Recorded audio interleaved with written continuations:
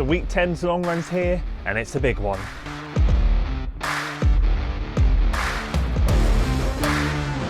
So let me very quickly tell you about what the run is, and then I'll tell you about fueling. I'm having to be a little bit quiet because it is before 7 o'clock and I don't want to wake anybody up.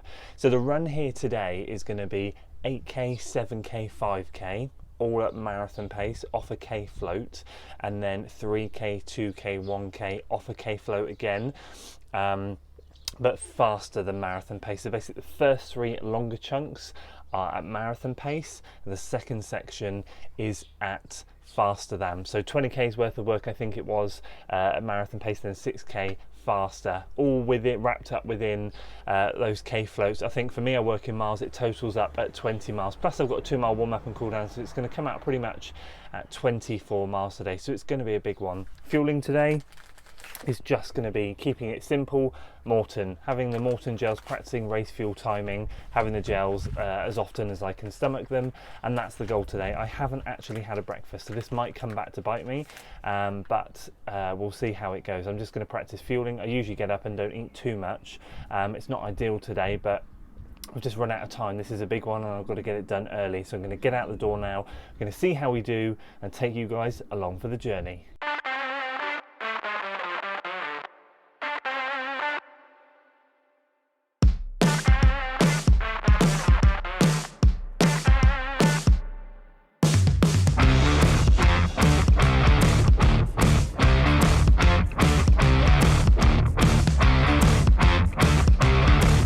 Okay, so here's the plan of attack. Just getting the first 2 miles done, and I've done 1.6 out of the 2. So I'm just about to turn around here and go back that way behind me. Well, last year when I was doing special blocks and double thresholds, with my special block I was running 5 miles, which is 8k, moderate up out onto the trails. I had a little out and back. I'd stop, rest, turn around and do the 5 miles back marathon pace.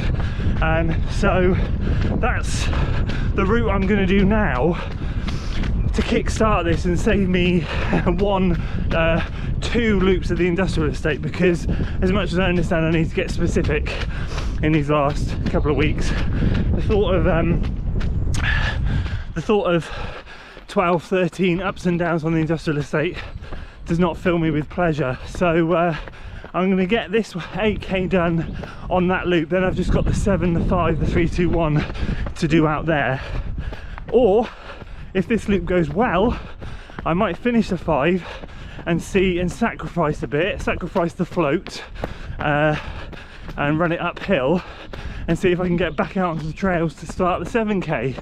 And I might do that, I might do the 8 and the 7. I'll just see how this goes. But yeah, it's flipping windy one way. I've got a tailwind now going the other way.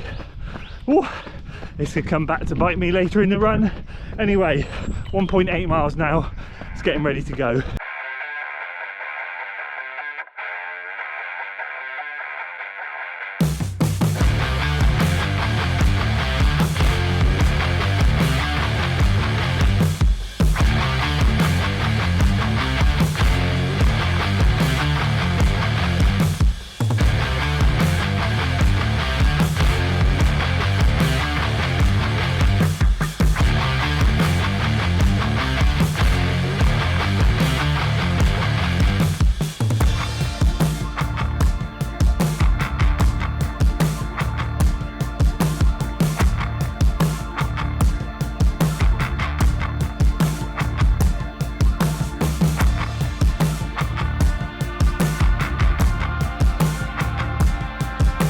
First 8k done, 6:02 average pace. So that went better than expected. I'm going to head up onto the loop again.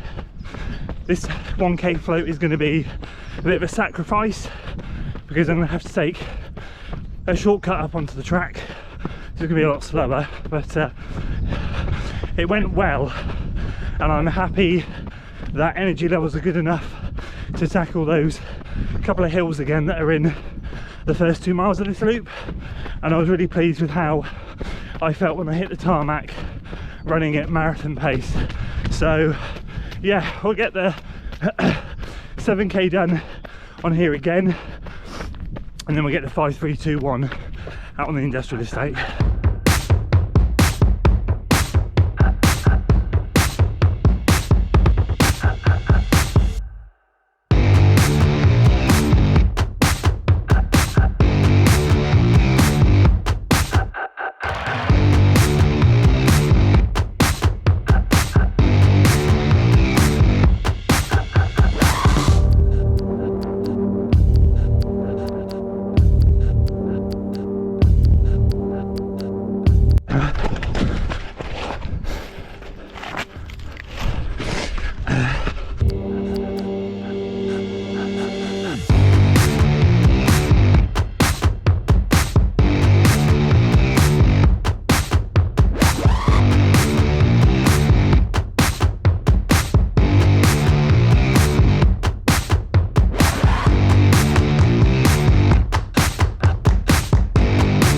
7k done.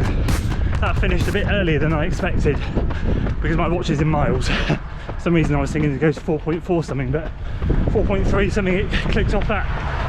6:02 average pace, same as the 8k. Now I'm done with the hills. Let's stick to the estate and get this next 5k done.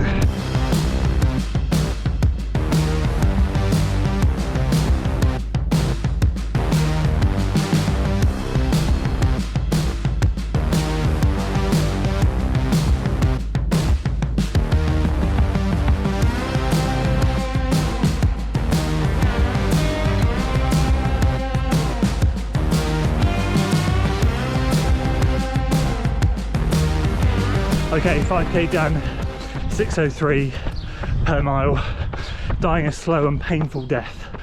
The wind is far worse on the industrial estate than it was up on the trails, far more exposed. But yeah, shuffling this float and we'll roll into 3k.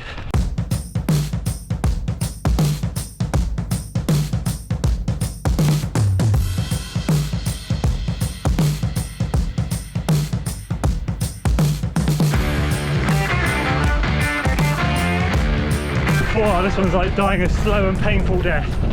3k done, 5:57 per mile. A little bit quicker, not anything to write home about, but just in my mind trying to get quicker than 6:02 per mile.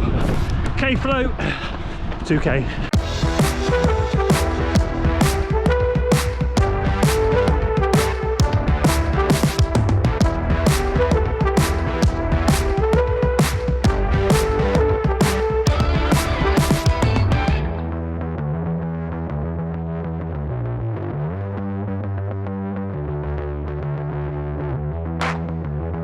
Come on, last kilometre done, last kilometre done. It was like 3:44, so 5:51 per mile. Wow, that was the hardest run I've done all block. So some initial gut reactions straight off the back of that. I'm on the 2 mile cool down now, just done over 22 miles. I explained the fueling at the start of the run. I didn't have breakfast this morning, so I've been relying on gels to get me through, and I was quite surprised at how good I felt on the first 2 loops. Being the 7k, I thought maybe it's going to be my day today. Hitting good paces, feeling good. But as soon as I came out here, and wow, you may or may not be able to hear now, the wind is so much more exposed out here. You are more exposed, I should say. The 5k just, it broke me a little bit, and then it was just about surviving, and we did it. I hit the paces, I chipped away in the last 3, 2, 1. Might not quite have been the epic run that I wanted, but I ticked the box.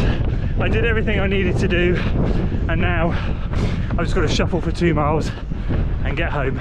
Okay, so back home now, recovered, eaten well and feeling brilliant. I've got to be honest with you, knackered. I can't be bothered to set up the usual recording stuff here, so apologies, you're going to have to deal with me sat here on the sofa. But overall, I just want to give you a couple of quick thoughts that have been buzzing through my head today since completing the run. So yeah, not having breakfast, not the best idea, to be honest with you. I really prided myself in this block for making sure I was well fueled. I was well fueled out on the run using the gels, and that was great. They all went down a treat, so that was fantastic. But having some food in the stomach before would have been ideal. Just the rush of today, I had to get out there, had to get it done. So it is what it is, and we still hit the paces. So that's one thing that's been going through my mind. I still hit the paces despite not having the usual fuel in my system that I would do. And secondly, using the Brooks Hyperion Max.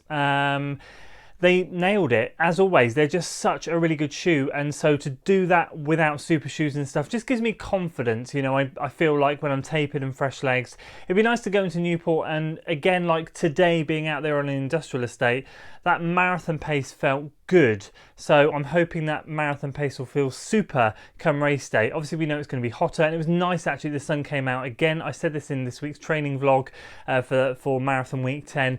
I want the sun come out now. I want to get acclimatized. If it's going to be 12, 14, 16 degrees on race day, I want that now. I want a month to get used to it. So that was really good. Started wilting towards the end, and this is all part of the training adaptations. This is all what I want now rather than on race day. So yeah, overall I've got to say really happy with today.